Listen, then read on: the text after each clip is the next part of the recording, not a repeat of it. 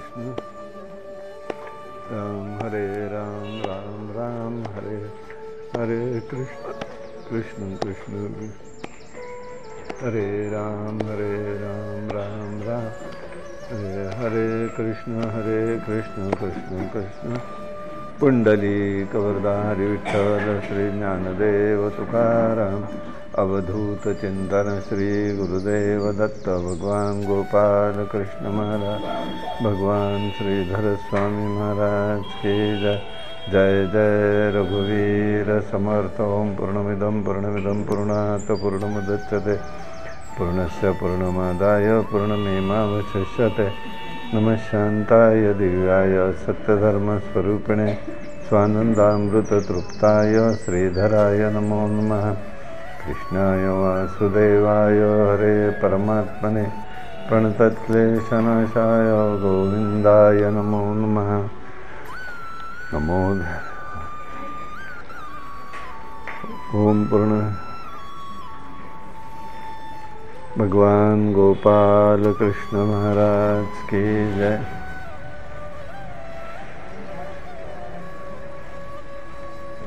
धर्म रक्षावयासाठी करणे अटी आम्हासी वाचा बोलो वेदने ते करुसंती केले ते न बाणता स्थिती अंगे कर्म त्यागे लंडता तुका म्हणे अधमत्यासी भक्ती दोषी हरीचे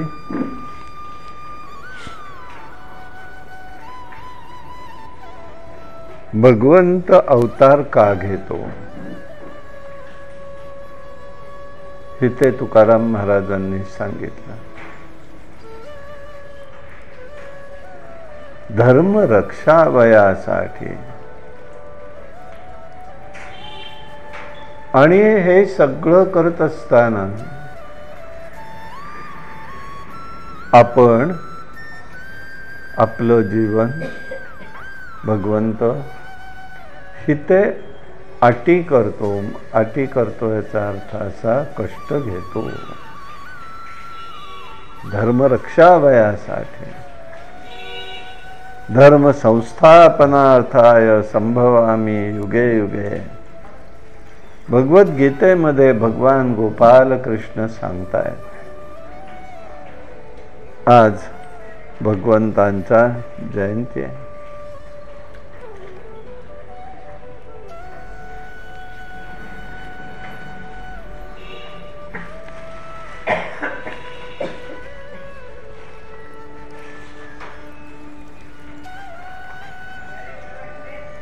निवृत्त तदैष रूप गीयमानाद भवेच्छाया श्रोत्रमन्यो अभि रामन क उत्तम श्लोक गुणानुवाद पुमान विरज्यते विना पशुघ्नता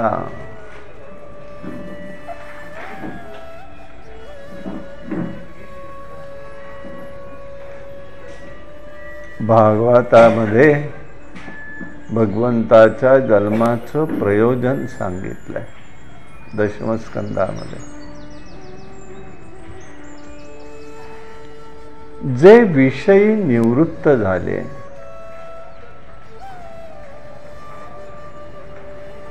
त्यांचं नित्य गायन होत असतं। कर्णेंद्रिय व मनाला आनंद देणार हे उत्तम श्लोकीचा गुणानुवाद आहे हे लक्षात घ्यायचं आहे।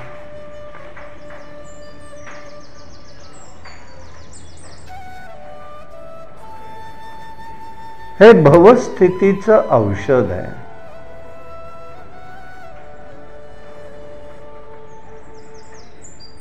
जर कोणाला याचा कंटाळा आला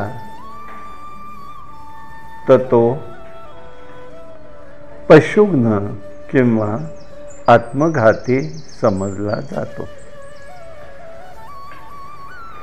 नित्य माझे नूतन व्हावे, श्वासोश्वासही प्रबंध होवावे. माऊली ज्ञानेश्वर महाराज भावार्थ दीपिका ज्ञानेश्वरीमध्ये विचार व्यक्त करतात. त्याचं कारणच हे आहे.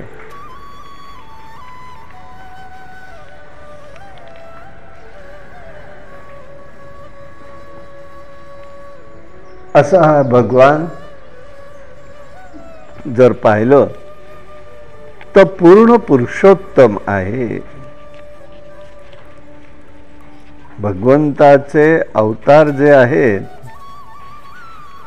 ते निरनिराळे आहेत. भागवतामध्ये त्याचा संदर्भ दिलेला आहे. अंशावतार, अंश अवतार, आवेश अवतार, कला अवतार, क्रिया अवतार आणि पूर्ण अवतार आणि शेवटचा म्हणजे परिपूर्णतम अवतार. परिपूर्णतम अवतार म्हणून म्हटलेला आहे.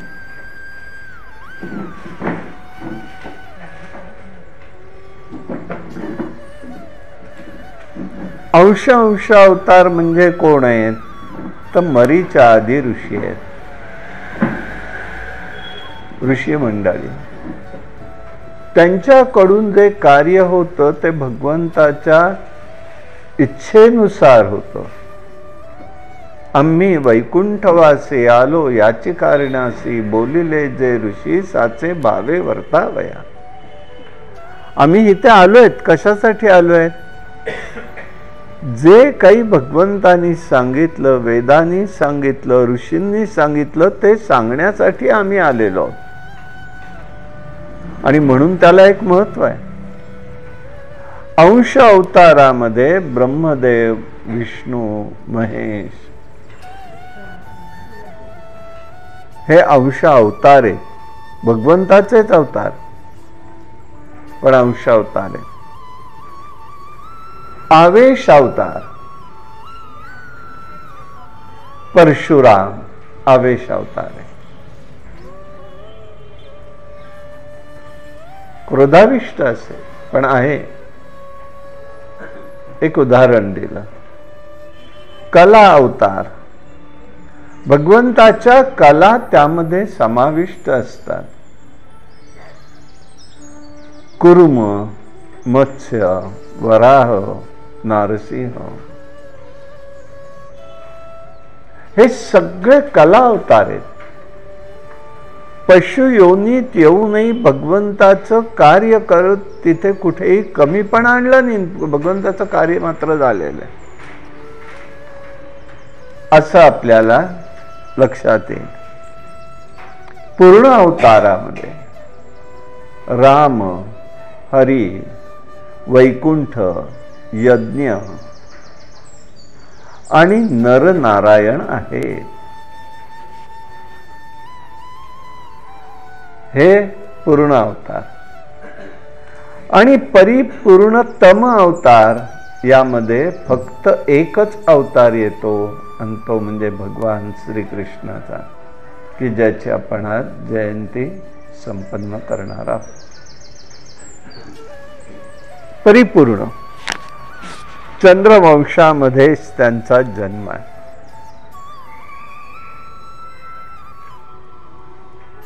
सर्व कश असं आकर्षक असं त्याचं स्वरूप आहे. धन आहे, बल आहे, संपत्ती आहे, रूपसंपन्नता आहे, विरागी असे कोणी असतील तरी ते सर्वांना आकर्षित करू शकत नाही. पण भगवान सर्व आकर्षक आहेत, कारण त्यांच्या ठिकाणी यश, श्रीमंती, सौंदर्य, सामर्थ्य, त्याग, ज्ञान, वैराग्य हे सगळं असल्यामुळे सर्व आकर्षक असे परमात्मा आहे.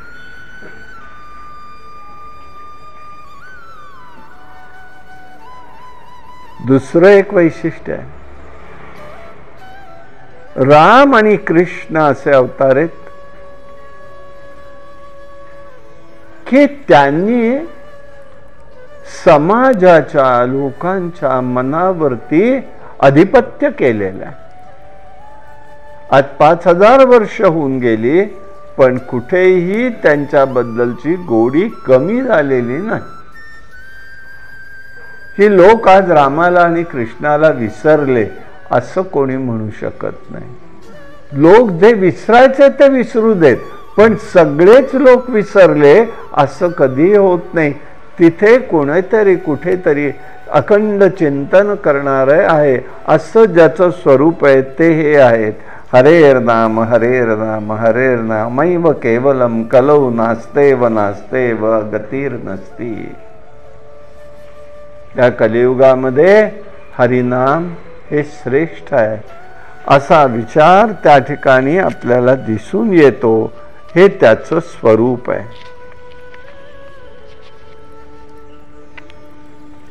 भगवंताचं ज्ञान नित्य नूतन आहे, ताजेतवान आहे. म्हणून गीतेमध्ये अर्जुनाला भगवंत सांगतोय, बाबा रे,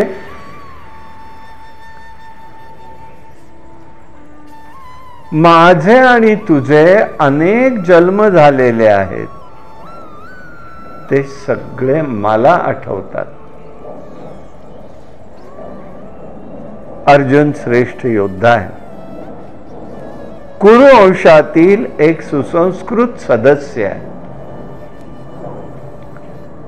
भगवंताचं ज्ञान अमर्यादित आहे, स्मृती ही अमर्यादित आहे. तो पूर्ण ज्ञानी आहे आणि म्हणूनच तो अर्जुनाला सांगू शकतो, तुझे माझे अनेक जन्म झाले, तू आणि मी बरोबरच आहोत. हा विचार त्या ठिकाणी आहे. या विश्वामध्ये 2 वंश मुख्य आहेत, एक चंद्रवंश आणि एक सूर्यवंश. चंद्रवंशामध्ये इक्ष्वाकु वंश म्हणून प्रसिद्ध पावला.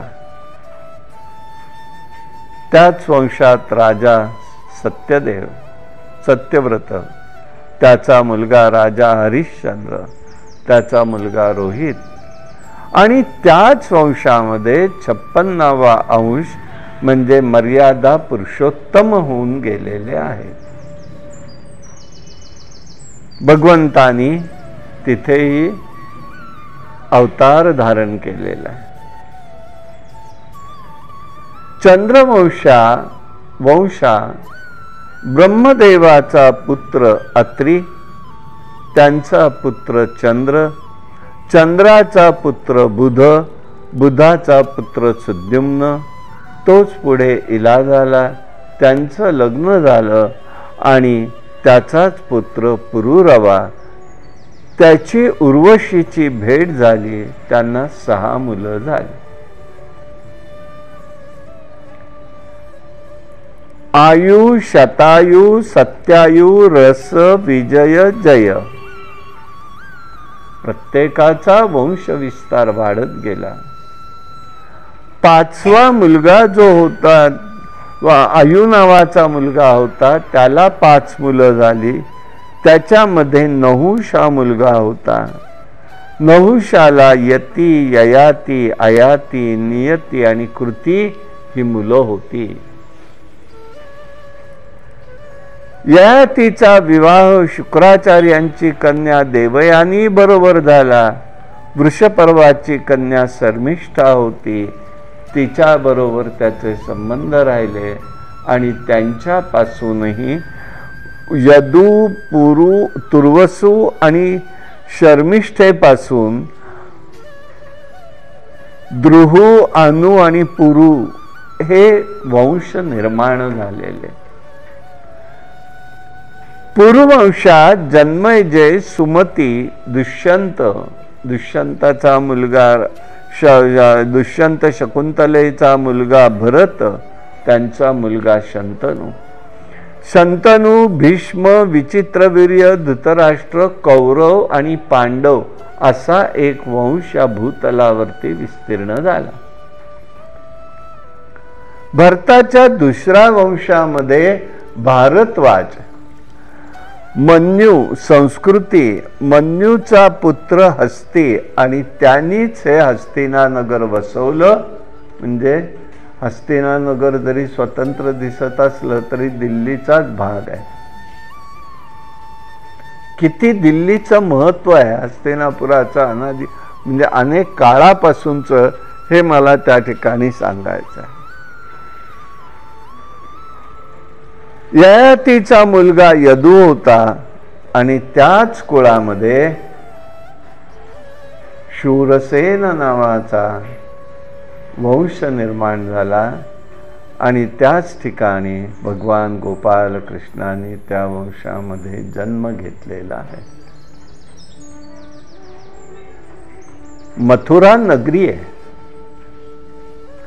मधुबन होतं तिथे. मधुबनाचं मथुरा झालेलं आहे.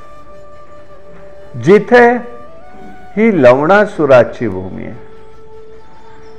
तिथे रामावतारामध्ये लक्ष्मणाच्या वाट्याला ही भूमी गेली.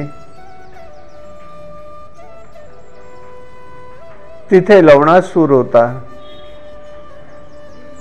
तिच्या रक्षणासाठी त्यांनी आपली मुलं आणि सेना पाठवून दिली. लक्ष्मणाने लवणासुराचा वध केला आणि सगळ्या सेनेला अयोध्येतनं आलेल्या तिथेच राहायला सांगितलं आणि ते जे लोक प्रसिद्ध पावले ते शूरसेन म्हणून झाले आणि त्याच वंशात वसुदेव, देवकी यांचा पुत्र श्रीकृष्ण जन्माला आलेला आहे.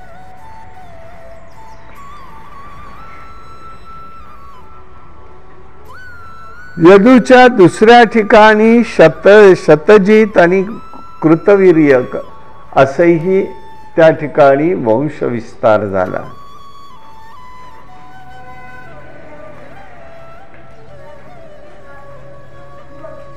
मूळचा हा यदुवंश आहे. या यदुवंशामध्ये त्यांचा जन्म झाला.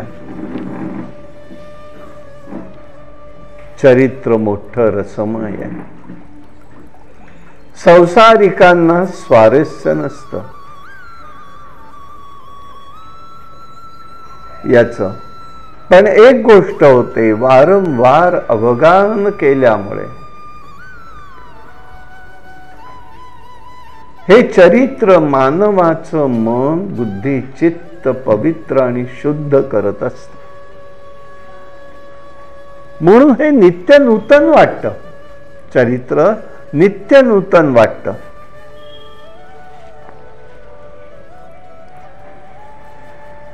अशाच पृथ्वीची अधिष्ठात्री देवता भूदेवी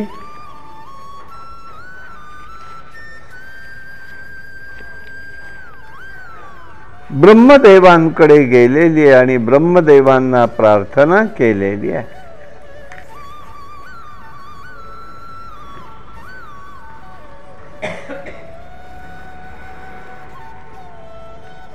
इथे अत्याचार खूप होतोय. भूदेवीला लोकसंख्येचा भार होत नाही, अधर्माचा भार होतो.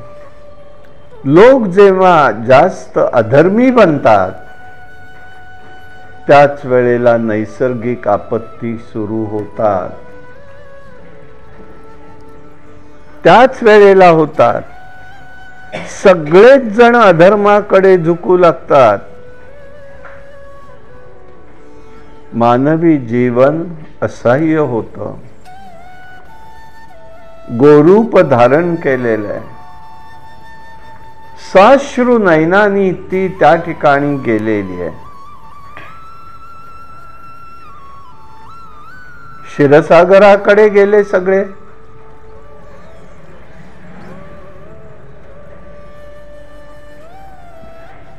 ऋषी मंडळी आहेत, देवलोक आहे, सगळे आलेले आहेत.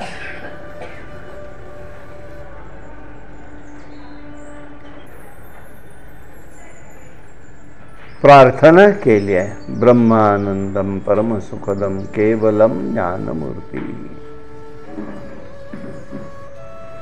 केवलम ज्ञानमूर्ती म्हणून त्यांची प्रार्थना केली. हे भगवंता,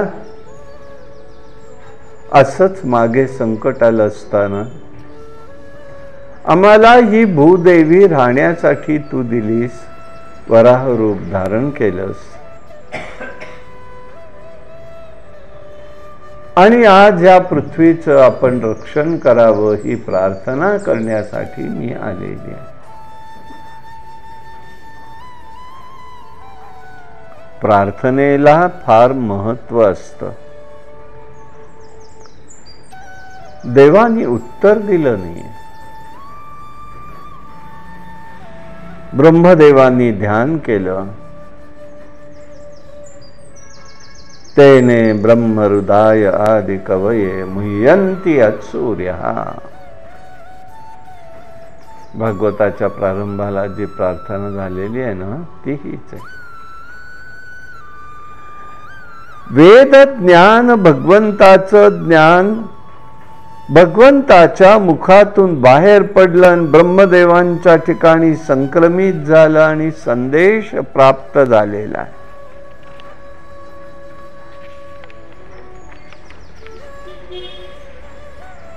भगवंत भूभार हलका करण्यासाठी पृथ्वीवरती अवतीर्ण होणार आहेत. तोपर्यंत सर्व देव देवता, गोकुळ, वृंदावन येथे सर्व सज्जनांनी प्रगट व्हावं. देव स्त्रियांनी सुद्धा यावं.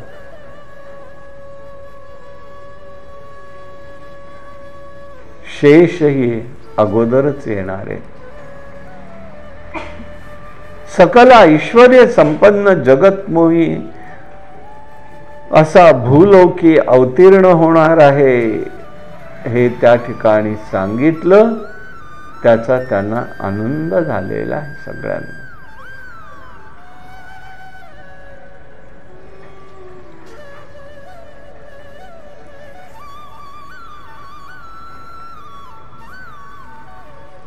भगवंताच्या तत्प्रियार्थम प्रसन्नतेसाठी आम्ही या ठिकाणी जन्म घेत आहोत. ऋषी मंडळींनी सांगितलं, देवदेवतांनी सांगितलं.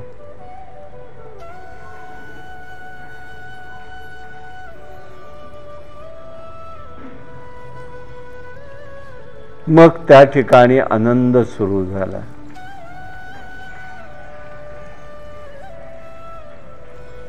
शूरसेन यदुवंश शूरसेन या वंशामध्ये कृष्ण येत आहेत. कुरुभोज वंश, कुरुमध्ये येतोय, भोजामध्ये कंस येतोय, वृष्टीमध्ये कुंतीचा जन्म आहे. अशी प्रधान वंश घराणी त्यावेळेला प्रस्थापित होती.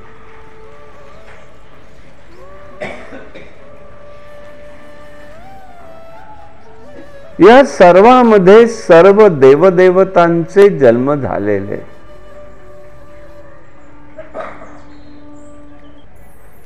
लता वृक्ष वेली फळ फुलं चराचर कणा कणामध्ये परमात्मा प्रगट झाला.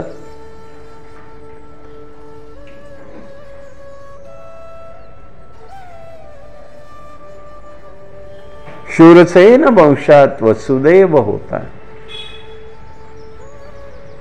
त्याचा विवाह रोहिणीशी झालेला आहे. कंसाचा हा मित्र आहे. उग्रसेनाचा भाऊ देवक म्हणून आहे. त्याची मुलगी देवकी आहे. तिच्या बरोबर हा विवाह दुसरा विवाह झालेला आहे वसुदेवाचा. विपुल आनंद दिलाय. त्याची मर्यादा सांगता सुद्धा येत नाही. इतकं स्वरूपात न मागता, मागून नाही, मागून कोणी करेन, न मागता दिलेलं आहे. उग्रसेनेचा मुलगा कंस आहे, त्याचं पण देवकीवरती विशेष प्रेम आहे.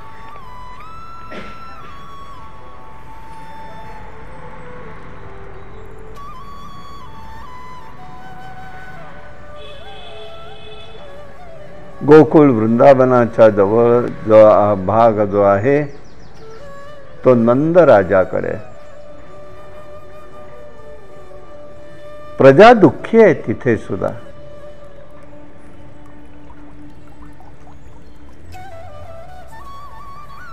पीक येईनात, पापवृत्ती वाढली, धर्मावर धर्माचरणी लोकांवर अत्याचार होऊ लागले. ऋषी संत सज्जन गोब्राह्मण सर्व त्रस्त झाले.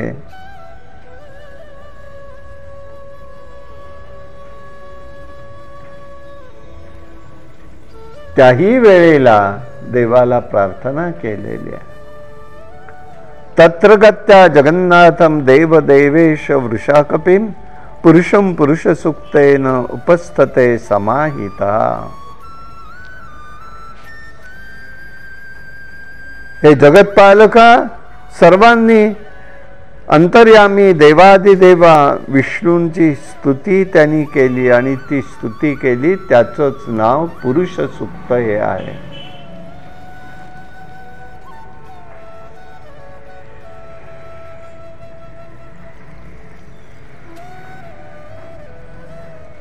भक्तिपंथ अवगत होतो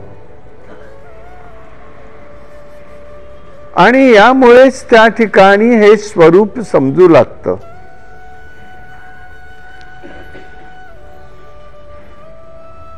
तिथेही नंदाचे पुरोहित जे आहेत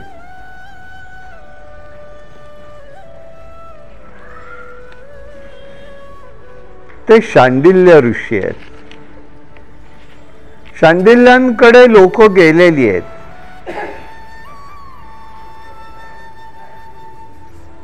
आणि शांडिल्यांकडे लोक गेल्यावरती लोकांनी प्रार्थना केली की नंद यशोदेला तरी मुलगा होऊ देत, हे सगळं थांबू देत. भूमाता सुजलाम सुफलाम होऊ दे.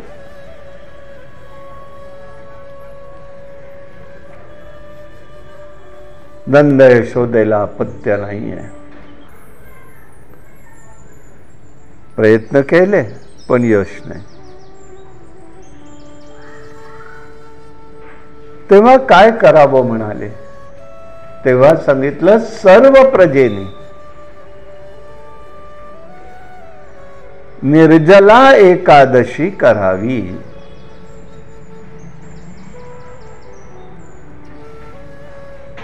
गोकुळामध्ये उपासना कशा घडल्यात हे मला सांगायचंय. आज आम्हाला नुसतं आयतं सगळं लागतं, इन्स्टंट लागतं.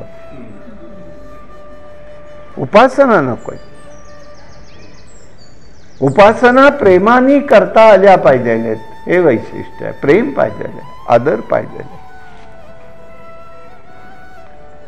बघा काय एकेकाची भाषा असते, तुम्ही तुमच्यामध्येच ऐकलं तर लक्षात येईल आपल्याला.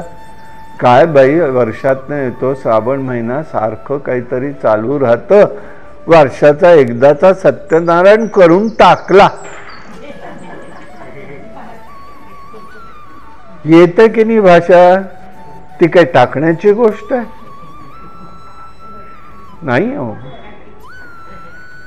प्रेम पाहिजे, करायचंय. देव आपल्या इथे यायचा आहे.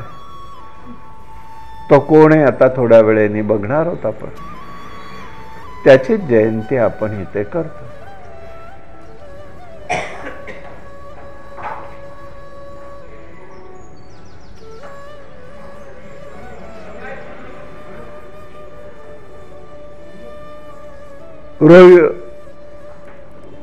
कंसाची बहीण देवकी. आणि दुसरं एक वैशिष्ट्य आहे, देवक असताना उग्रसेनानी का व्रत हे केलं? कन्यादान याचं कारण अस्पष्ट आहे की वसुदेवाचा पहिला विवाह झालेला असताना त्याला आपली कन्या देऊ नये असं त्याचं मनोगत असावं, म्हणून उग्रसेनानी तिचं कन्यादान केलेलं.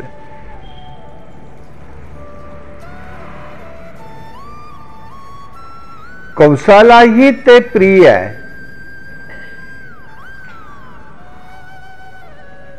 कंस तिची वरात तिच्या घरी नेण्यासाठी स्वतः सिद्ध झालेला. सारथ्याला सांगत नाही तू चालव रोत, मी चालवणार. शंख आहेत, ढोल आहेत, मृदुंग आहे, मंगलवाद्य आहेत. सनई हे आपलं मंगलवाद्य ना, ते मुसलमान. आता आकाशवाणीवर पहिल्यांदा उठलं की ऐकायला तेच नाही. त्यामुळे आपली वाद्य आणि त्या वाद्यातनं सेवू ब्रह्मरस आवडीने हा निर्माण होणारा नाद नादब्रह्माकडे घेऊन जाणार आहे. ते नादब्रह्म आहे, काम निर्माण करत नाही.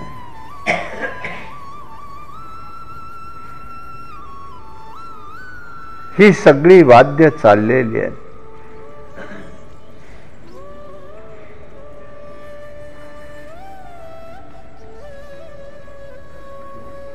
मंगल सूचक ही वाद्य आहे. तेवढ्यामध्ये आकाशवाणी झाली. कंसा तू किती मूर्ख आहेस, त्याला त्या ठिकाणी ऐकवलं गेलं. जिचा रथ तू चालवतोयस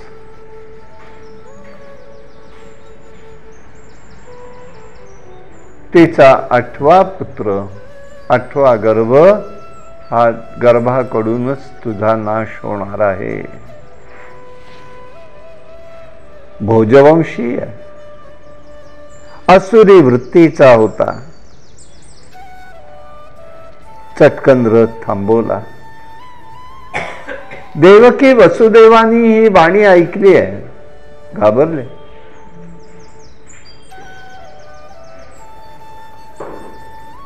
त्यांनी त्याचे उतरला खाली रथातनं आणि मागे जाऊन तिचे केस धरले आणि तिला खाली ओढलं. मारण्याला तो प्रवृत्त झालेला. वसुदेवाला काय करावं कळेना. तो पराक्रमी नव्हता असं नाही, पण मंगल कार्यामध्ये युद्ध करणं अप्रस्तुत ठरेल म्हणून तो शांत आहे. तो समजुतीने त्याला बऱ्याच गोष्टी सांगायचा प्रयत्न करतो. अरे मृत्यू तर कोणाला टळत नाही. बर तू कीर्तिवान आहेस, तू पराक्रमी आहेस. एक स्त्री जी तुझी बहीण आहे तिचा तू कौतुकाने आतापर्यंत सगळं केलं, तिचा वध केलास, हा कलंक तुला लागेल आणि तुझा पराक्रम कलंकित होईल, अशाही पद्धतीने त्यांनी समजुतीने सांगितलं. म्हणून एक गोष्ट लक्षात ठेवायची आहे, सज्जनांनी आपलं सज्जनपण कधीही सोडू नये.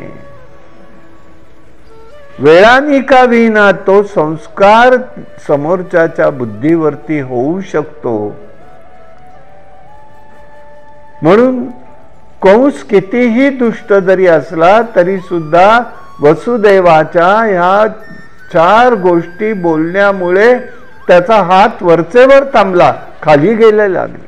मी आत्ताच तुला मारून टाकतो म्हणणारा कंस हा तिथेच थांबलेला आहे. अरे मृत्यू कोणालाही टळलेला नाही. प्रारब्धाने मृत्यू हा येणारच आहे. शेवटी थांबलाय थोडा वेळ, तरी तो म्हणतोय मी मारणार. आता म्हणाला मी शेवटचंच तुला सांगतो. आता आकाशवाणीत काय रे सांगितलं? हिचा गर्भ जो आहे 8वा गर्भ तो तुझा नाश करणार आहे. म्हणजे याचा अर्थ असा ना नक्की की हिच्याकडून तुला दोष नाहीये, मृत्यू नाही. मृत्यू कोणाकडून? हिच्या होणाऱ्या मुलाकडून. तर मी असं करतो, तिला जी जी मुलं होतील ती सगळी मी तुला आणून देतो. तू काय करायचंय तू त्यांचं कर, पण आत्ता हिला मारू नको. वसुदेवावरती कंसाचा विश्वास आहे आणि त्यामुळे त्यांनी त्याच्यावरती तो प्रभावित झाला. या शब्दांवरती जणू काही एक प्रकारचा करार झाला दोघांच्यात आणि त्यांनी सांगितलं की हरकत नाही. सारथ्याला सांगितलं रथ घेऊन जा घरी, आणि तिथून देवकीला सुटल्यासारखं झालं. कंस वसुदेवाच्या शब्दाची किंमत जाणत होता. असं आहे, भक्ती हृदयातली गोष्ट आहे. आपण गेले 6 दिवस बघितलंय. भक्ती प्रेम काय आहे गोपींचं भगवंताचं, ही हृदयाची गोष्ट आहे, हृदयाची वस्तू आहे. हिते चंदन कसं लावलं? उभं लावलं का आडवं लावलं? माळा कोणती परिधान केली आहे? रुद्राक्ष का तुळशीची? कपडे कोणते घातले? रंग कोणता आहे? याला महत्व काहीही नाही. भक्ती प्रेम हे प्रेमच असतं आणि त्यामुळे त्याला महत्व वेगळं आहे. योगमाया ही भगवंताची शक्ती आहे. परस्य शक्तिर्विधते ये श्रुते. हिते शक्तीचं कार्य झालं, त्यांनी परवानगी दिली आणि ते घरी गेलेले आहेत. इकडे गोकुळामध्ये सगळेच जण आता निर्जला एकादशी करू लागले. इकडे हळूहळू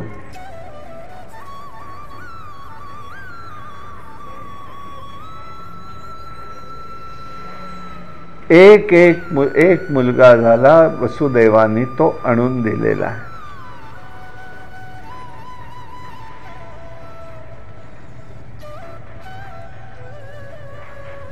काय बाबा, दिलेला शब्द पाळला, आला मुलगा घेऊन. पण या मुलांनी काय केलं? 8व्या मुलांनी केलं, आपण त्याला सोडून देऊ.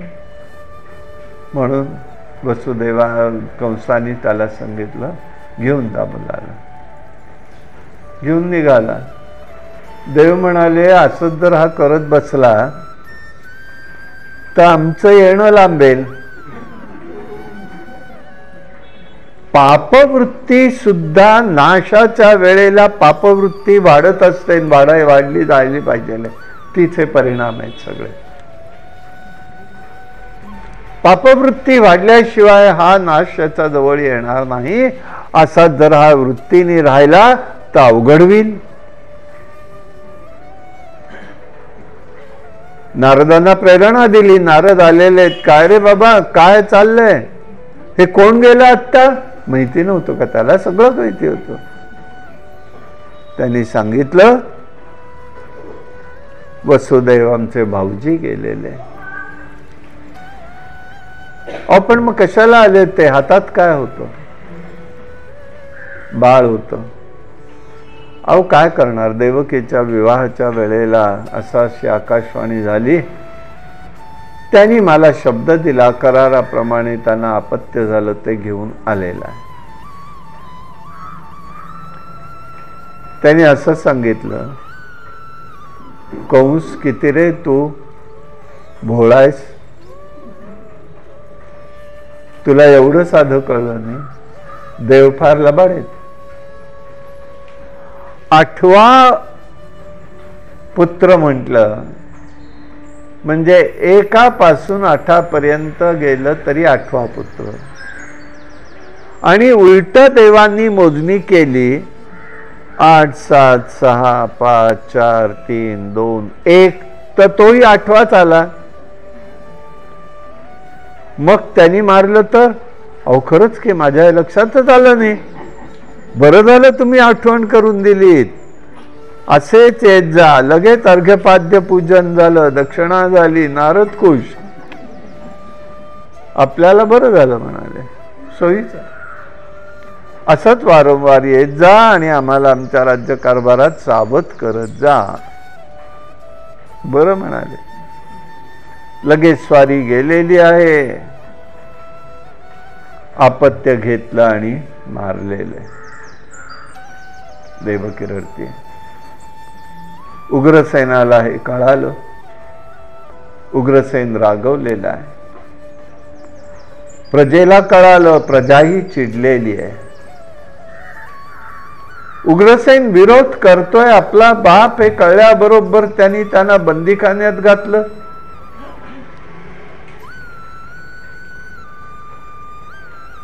बंदीखान्यात घातल्याबरोबर त्या ठिकाणी प्रजेचा जास्त छळ सुरू झाला. लगेच देवकी वसुदेवही बंदीखान्यात आले.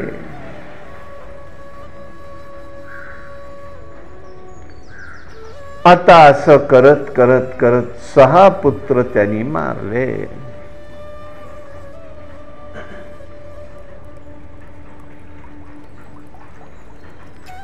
देवक्य जठरे गर्भम शेषाख्यम धाम ममम तत्सन्निकृष्य ही रोहिणी उदरे सन्निवेशाय. 7वा गर्भ होता. आता प्रजा त्या ठिकाणी घाबरलेली आहे. जे नंदाच्या बाजूने वसुदेवाच्या बाजूने आहे त्या सगळ्यांना त्या ठिकाणी त्रास सुरू झाला.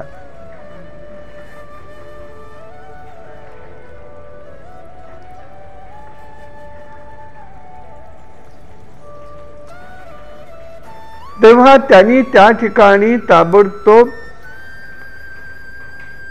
जे वसुदेवाच्या बाजूचे आहेत त्या लोकांना त्रास द्यायला लागला. रोहिणी गुप्त रीतीने निघाली आणि नंदाच्या आश्रयाला जाऊन राहिली. नंदाकडे राहिलेली नाही. नंदाने जवळच तिची आपल्या व्यवस्था केलेली आहे. असं राहणं समाजाच्या दृष्टीने बरं नाही. पती नसताना म्हणून ती राहिली.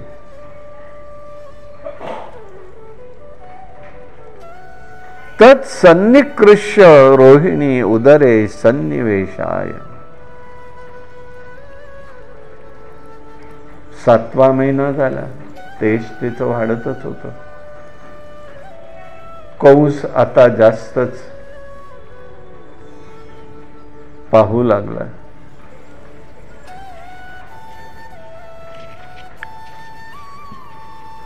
विचार करतायत.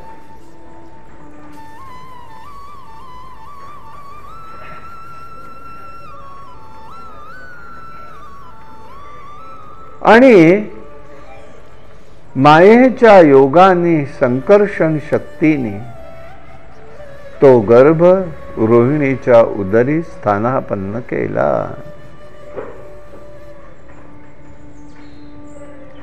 सगळ्यांना आश्चर्य वाटलं. कंसाला असं वाटलं मला घाबरूनच देव पळून गेले.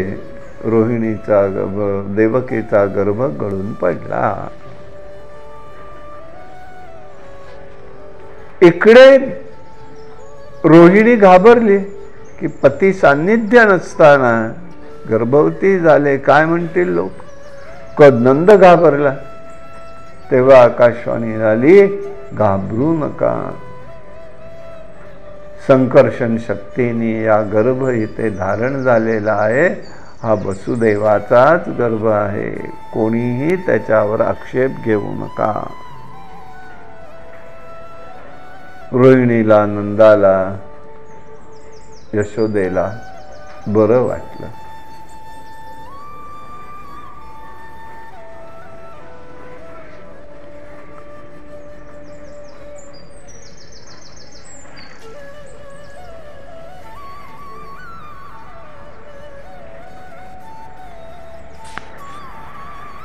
आता मात्र 8वा गर्भ त्या ठिकाणी धारणा झाली.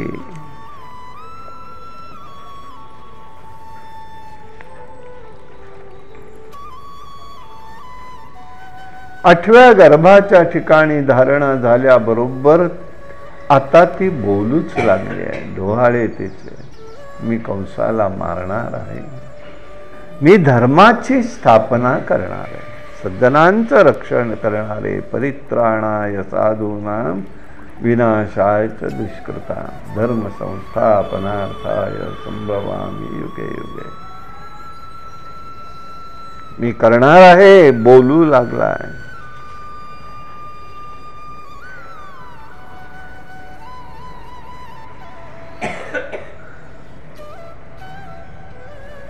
जसं सूर्याचं तेज असं त्याप्रमाणे तेजस्वी ती दिसते. चंद्राच्या चांदण्यात ती त्या ठिकाणी तेजस्विताच दिसते.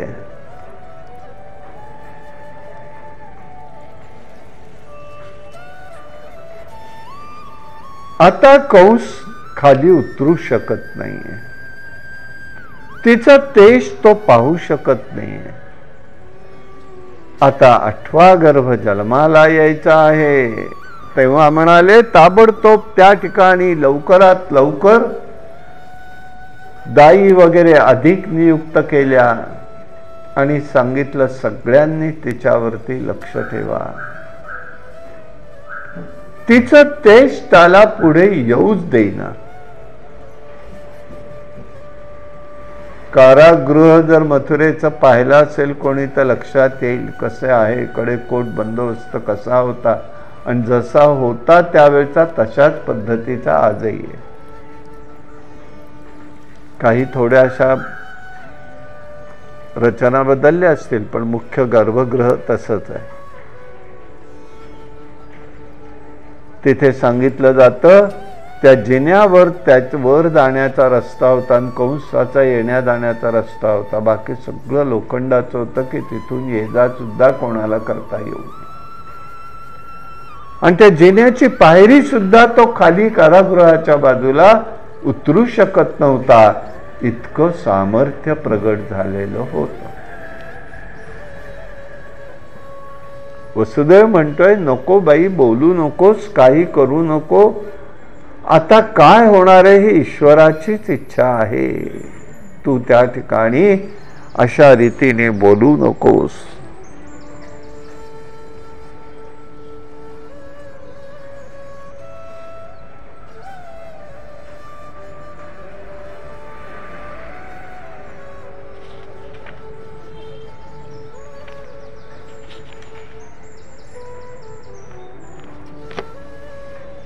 कंसाने जरासंघाच्या साह्याने प्रलंबासूर, बकासूर, चाणूर, तृणावर्त, धेनुकासूर, भौमासूर आदींना हाताशी धरून यादवांचा संहार सुरू केला. तेव्हा कुरु, पंचाल, शाल्व, कौशल हे यादव तो देश सोडून निघून गेलेले आहेत. काही कंसा बरोबर राहिले त्याला विरोध न करता.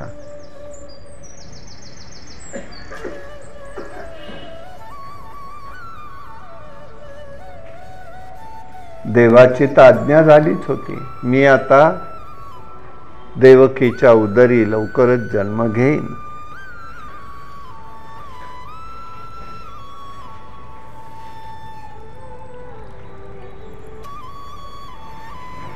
आठवा गर्भ हा सर्व कलांसह प्रगट आहे. तिचं तेजही विलक्षण वाढू लागलेलं आहे.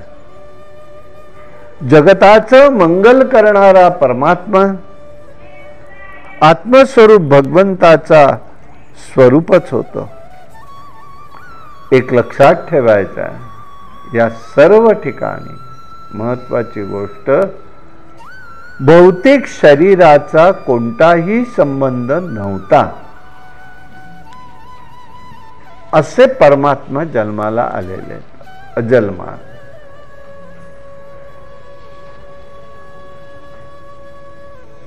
कंसाला तिची ती अवस्था बघून नक्की वाटू लागलं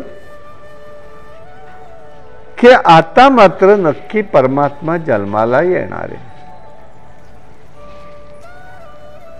आता तिला मारावं एकदा मनात यायचं. तिचं तेज पाहून तो तिथे स्तंभित व्हायचा. तिला तो मारू शकत नाहीये. वैशिष्ट्य एक घडलं की आपल्या मृत्यूच्या मुळे अखंड भगवंताचं स्मरण मात्र त्याला राहिलं. जन्माची वाट पाहू लागला. एक प्रकारे अंतःकरणामध्ये मन सान्निध्यामुळे, भगवत सान्निध्यामुळे दुष्ट विचार मावळले. उठता बसता खाता पिता जागेपणी चालता फिरता विष्णू स्मरण होत होतं. त्याचा परिणाम असा झाला की त्याला सगळे सर्वत्र विष्णू स्वरूपच दिसू लागलं. हे त्याचं वैशिष्ट्य म्हणावं लागेल.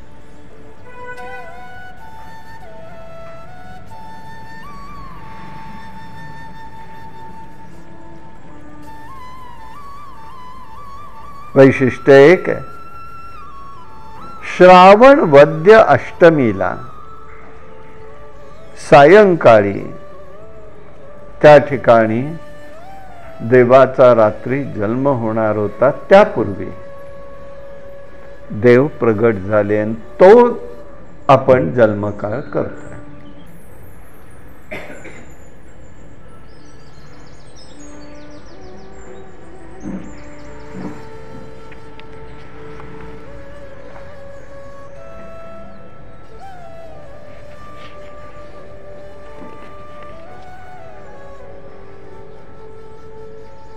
त्या ठिकाणी अनेक जण वाट पाहू लागले.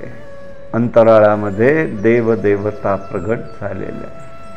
भगवान कसे प्रगट होणार हे पाहण्यासाठी आलेले आहेत. कारण ध्यान अवस्थेमध्ये ब्रह्मदेवांना आश्वासन दिलेले, मुखातून शब्द, परमात्म्याचा शब्द बाहेर पडलाय, मी लवकरच येईल.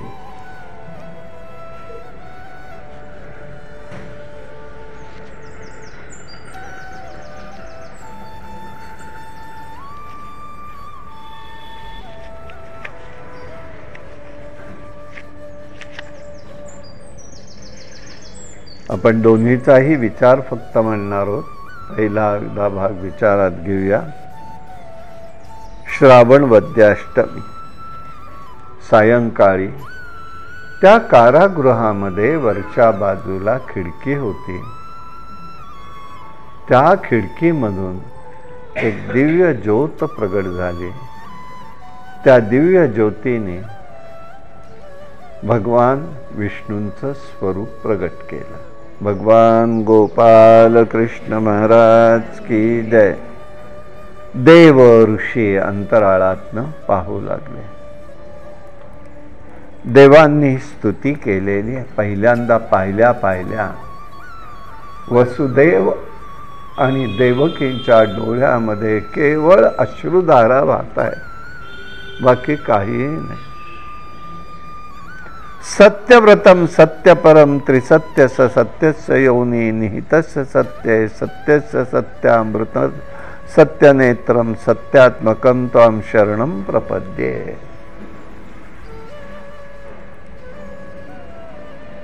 हे स्वरूप त्यांनी सांगितलं. हा सत्य स्वरूप कसा आहे देवांनी घातलाय. आणि सत्य स्वरूपाय सत्यनारायण.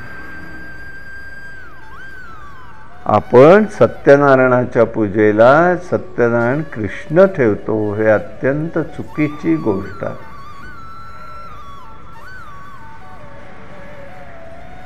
उपलब्धी नाही म्हणून 40 ग्राम कृष्ण ठेवा, पण तो सत्यनारायणाची पूजा नाही होत. चतुर्भुज नारायण आहे तो. कारागृहात पहिल्यांदा प्रगट झालेला. नैमिषारण्यात सुद्धा सत्यनारायणाचं मंदिर आहे. चतुर्भुज नारायणाच्या रूपात आहे, कृष्ण रूपात नाही.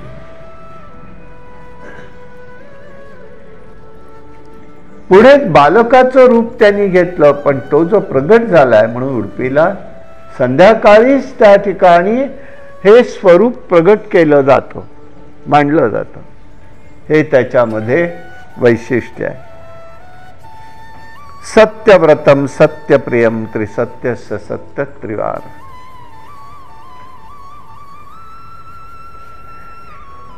ऋषी असं सांगतायत, हे प्रभो, आपण सत्य संकल्प स्वरूप आहात. सत्य हेच आपल्या प्राप्तीचं श्रेष्ठ साधन आहे.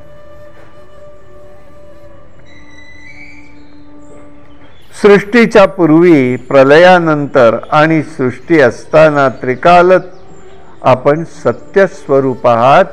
त्यामुळे आपण नारायण, सत्यनारायण.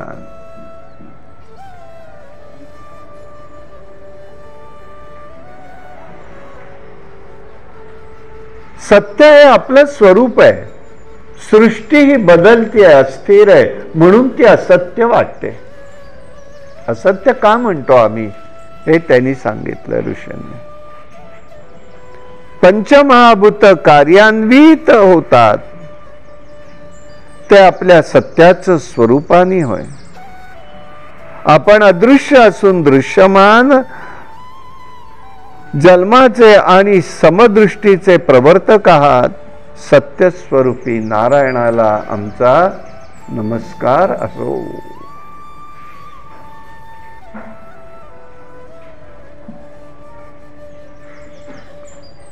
वर्तमान, भूत, भविष्य या सर्व काळामध्ये आपण एक रूपाने भासणारे आहात. आपण सर्वाचे आदिकरण आहात. आपल्या सत्यामध्ये कोणतीही दुसरी प्रतिष्ठा नाही.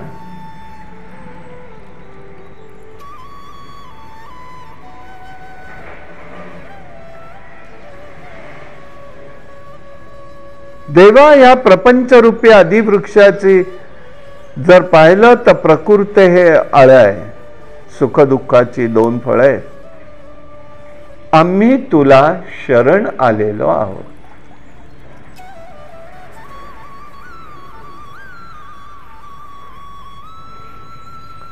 या प्रपंच वृक्षाची उत्पत्ती, संवर्धक आणि शून्य अशी स्थिती तू करतोस. मायेनी सर्वांची मन गुंतलेली आहे.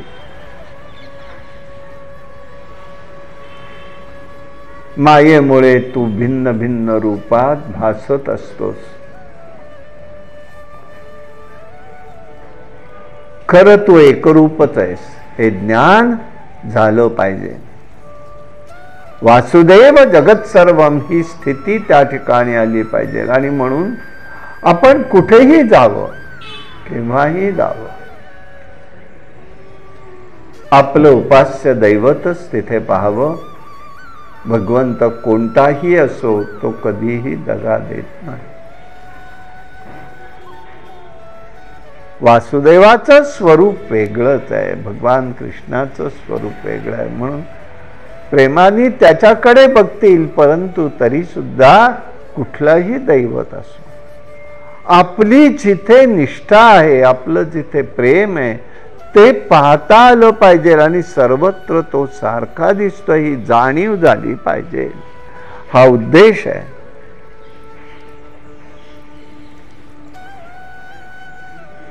या चराचर विश्वाचं कल्याण करण्यासाठी सत्वगुणांनी तू त्याचं रूप धारण करून परत ये. आमच्या सगळ्यांचा तू आधार आहेस हे स्वरूप त्यांनी सांगितलं.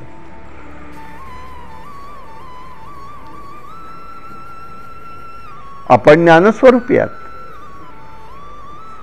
अनेक रूप धारण करून संत सज्जनांना सुखाचा अनुभव आपण देत असता.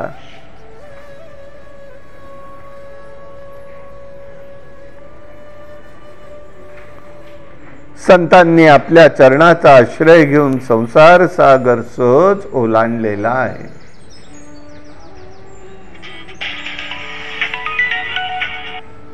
भक्त मोठ्या कष्टाने तुमचा आश्रय घेतात, त्याबरोबर त्यांच्यावर आपण अनुग्रह करता. त्यामुळे तुमच्या निस्सीम प्रेमाचा अनुभव आम्हाला येत असतो.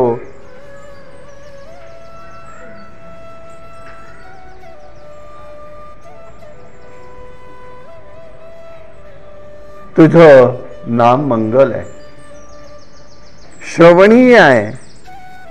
रूपाचं ध्यान करणं हे महत्वाचं आहे आणि त्यामुळे पुन्हा जन्माला यावं लागत नाही.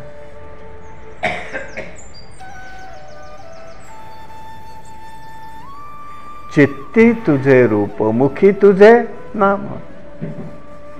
देह प्रपंचाचा दास सुखे करो आज. आम्ही या प्रपंचातनं सुटणारे नाही आहोत ना, म्हणून असं काही बिघडत नाही. चित्तामध्ये तुझं रूप आणि मुखामध्ये तुझं नाम तर येईल ना. एवढं आलं तरी काय झालं, जीवनाचं सार्थकच झालं, वेगळं काय. अशा प्रकाराने पुष्कळ स्तुती त्यांची केलेली आहे.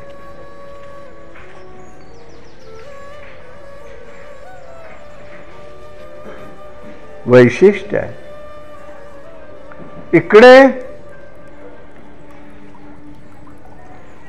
कौसा मृत्युर्बुद्धी मनोरपोह्या यादवच बुद्धी बलोदयम यद्यसौ न वर्तन्ते नापराधोस्मि देहिनः. कौस इकडे प्रयत्न करतोय आपल्याला मृत्यू टाळावा म्हणून. बुद्धी बलानी मृत्यू चुकवण्याचा प्रयत्न करणं हा दोष नाही, परंतु अनितीनी, द्वेषानी, वैरानी, अभिमानानी तो मृत्यू चुकवण्याचा प्रयत्न करणं हे वाईट आहे.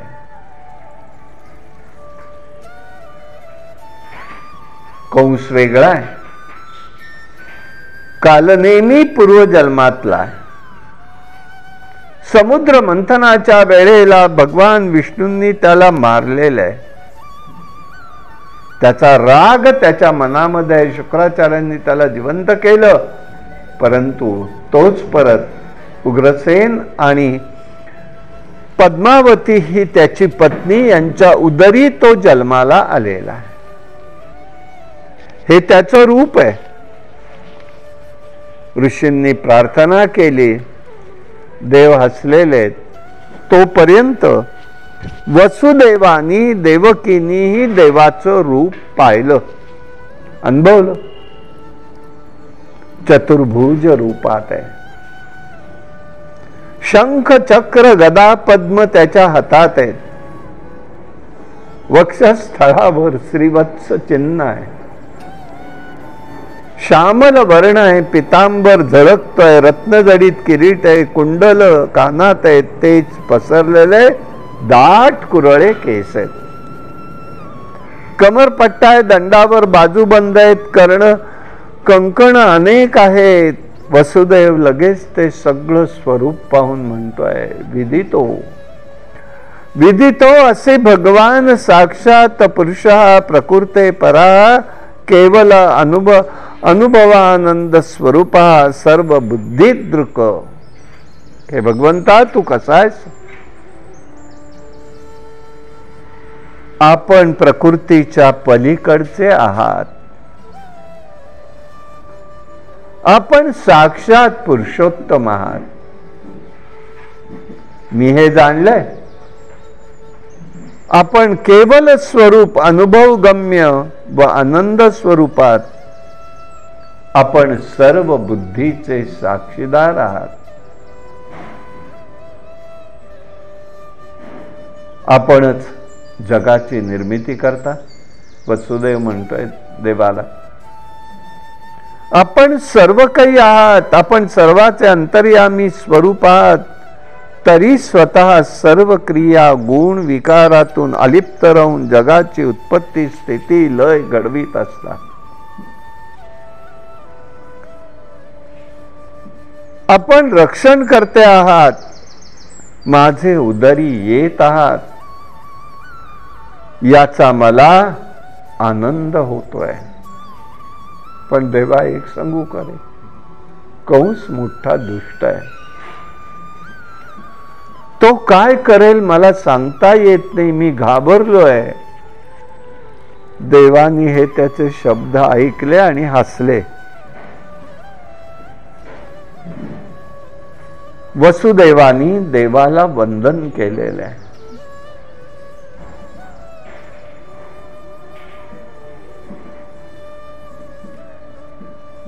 देवकीच्या डोळ्यातही अश्रुधारा वाहत आहे.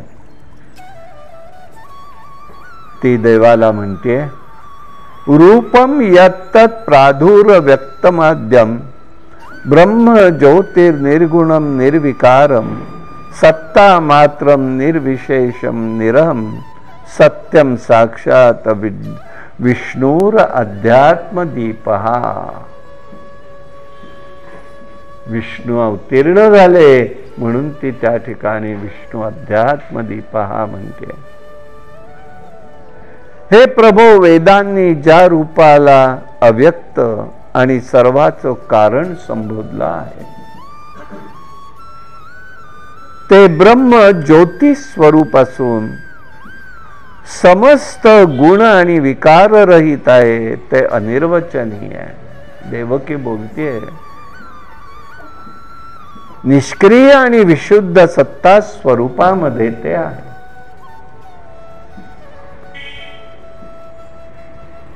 ते बुद्धी मन याचं प्रकाशक आहे. तेच आपण विष्णू आहात. आपल्या लीलेनी सर्व विश्व कार्यरत आहे. वास्तविक मृत्यू सुद्धा आपल्याला घाबरून आहे. आपण खरोखर भक्तांचं रक्षण करणारे आहात. आपण चतुर्भुज दिव्य रूप घेतलेलं आहे. ही ध्यानात येते गोष्ट आमच्या.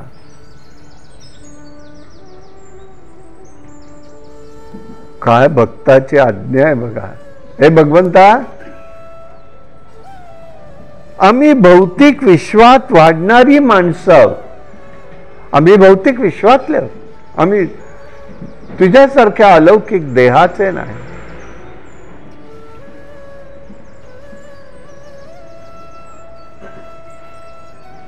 तेव्हा या माणसांच्या समोर तू चतुर्भुज रूपात प्रगट होऊ नकोस. ती सांगतेय, चतुर्भुज नारायणाच्या रूपात तू प्रगट होऊ नको. आपण माझ्या जन्मी उदरी जन्म घेतलाय ही गोष्ट कंसाला कळून देऊ नका. मी अतिशय घाबरलेली आहे. आणि ती जणू काही आज्ञा करते, हे देवा, हे तुझं रूप तू आवर्त घे. म्हणजे चतुर्भुज नारायणाचं रूप फक्त ध्यानाला योग्य आहे, प्रत्यक्ष नको. ही ती देवकी तिथे होऊन सांगते. हे वैशिष्ट्य. देव हसले. अगं म्हणाले, काय तुला म्हणणार मीच तुझ्या उदरी पूर्वकल्पामध्ये जेव्हा सत्ययुगात आलो, त्यावेळेला तू सुतपा आणि पृष्णी होतीस. त्यावेळेला पुष्कळ तप केलंस.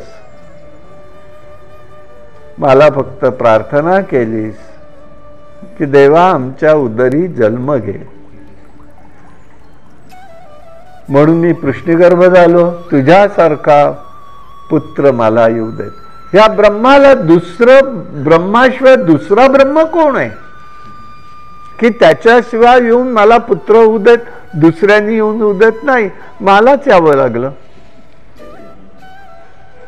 कश्यप आणि आदिती त्रेतायुगात आलो, वामन अवतार झाला,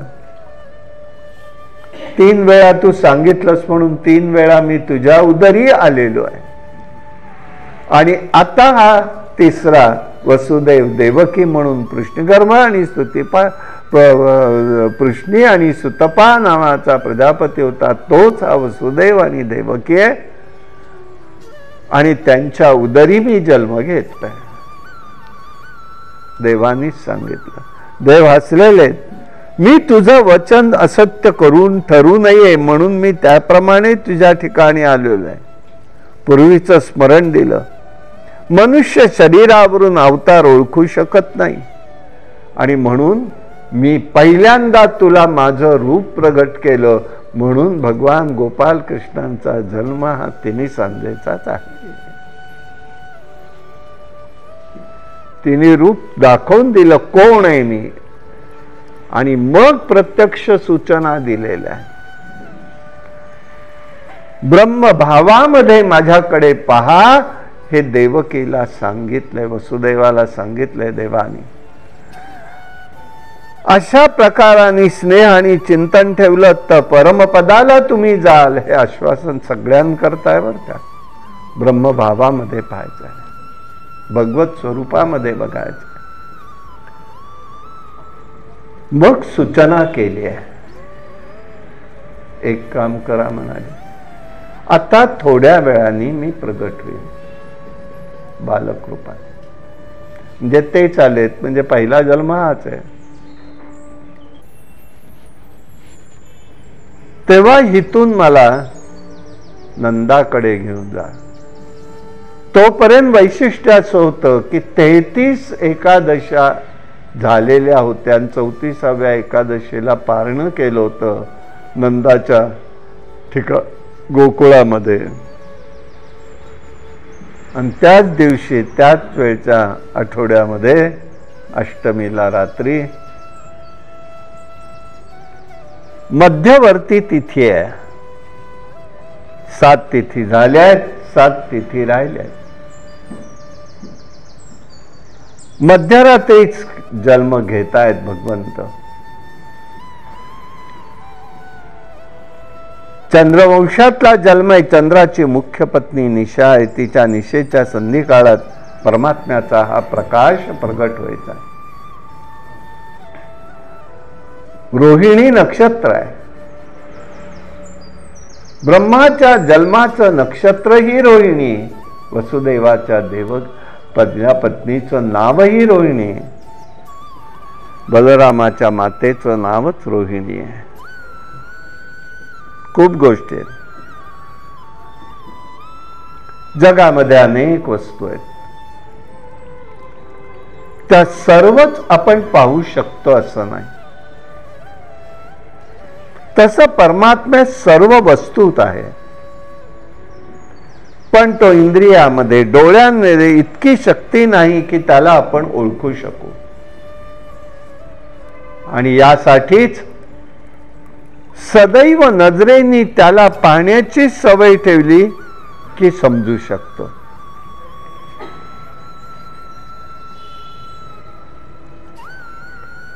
सगळ्यामध्ये आनंद झाला, सगळ्यांना आनंद झालेला.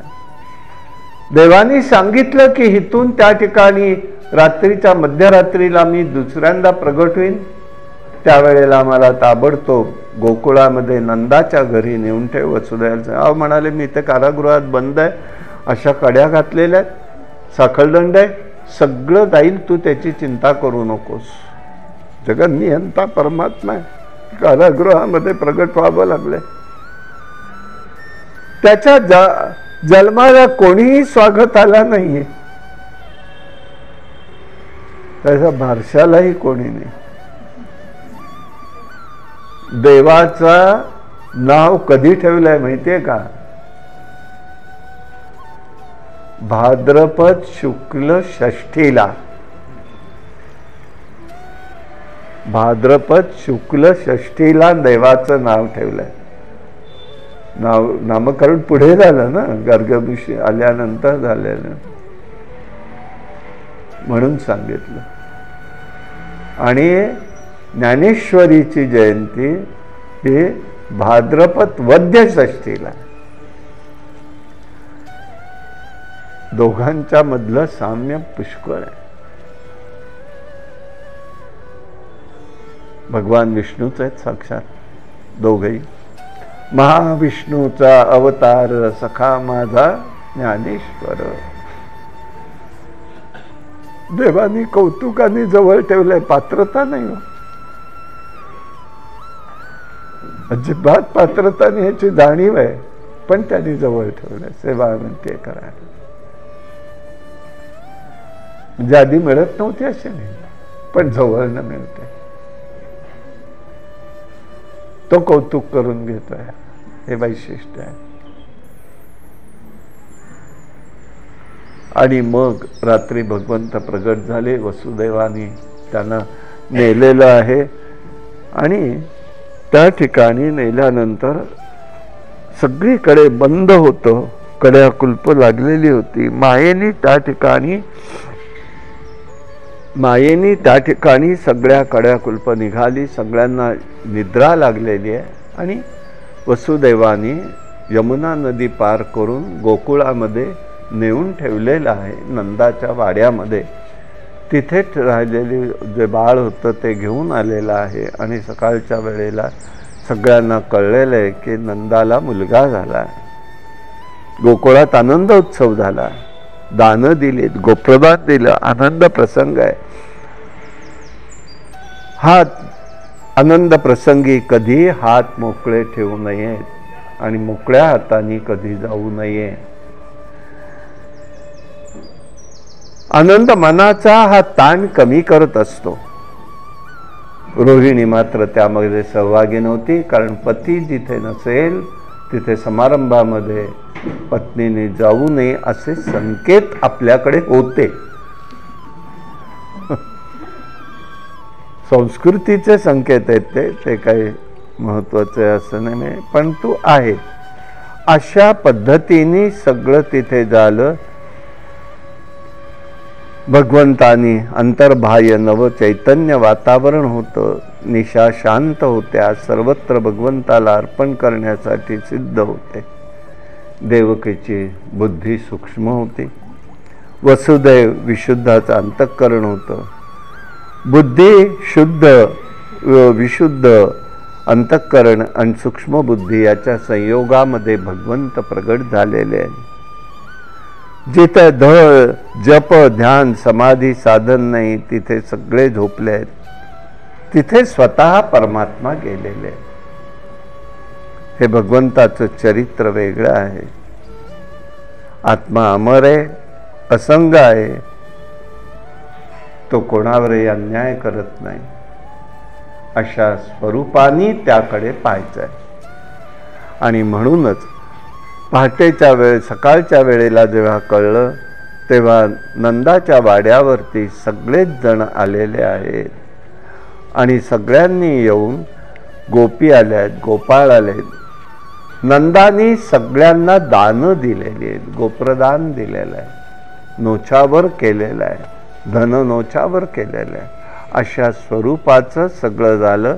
आणि गोकुळामध्ये सगळ्याच जणी म्हणू लागल्या, जो जो जो जो रे श्री कृष्ण नंदाचा नंदना, बाळा जो जो रे बाळा तुझसाठी मी गाणे गातो बहु प्रेमे, ऐकुनी एक मने श्रद्धेने कर्मा करीने हाने, बाळा जो जो रे जो जो जो जो रे श्री कृष्ण नंदाचा नंदना, बाळा जो रे. कंस दुष्ट मोठा आणि खोटा, सन्मार्गीचा काटा भरला बहुताट, त्या नष्टा करी लवकर उपराटा बाळा जो जो रे, बाळा जो जो रे. श्री कृष्ण नंदाचा नंदना बाळा जो जो रे. गोकुळी अवतरले निदान परब्रह्म ते जाणा. योगी यांचा राणा निज ध्यासा घाली तो लोटांग बाळा जो जो रे, जो जो जो जो रे.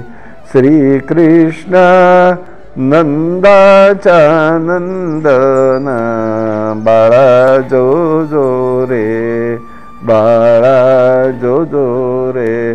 भगवान गोपाल कृष्ण महाराज की जय. कायेन वाचा मनसेंद्रिय वा बुद्ध्यात्मना वा प्रकृती स्वभावात् करोमि यद्यं सकलं परस्मै नारायणाय समर्पयामि. हरि ओम तत्सत्. विठ्ठल विठ्ठल विठ्ठल विठ्ठल विठ्ठल विठ्ठल विठ्ठल विठ्ठल विठ्ठल. पुंडलिक वरदा हरि विठ्ठल. श्री ज्ञानदेव तुकाराम महाराज की जय. अवधूत चिंतन श्री गुरुदेव दत्त. भगवान गोपाल कृष्ण महाराज की जय. भगवान श्रीधर स्वामी महाराज की जय.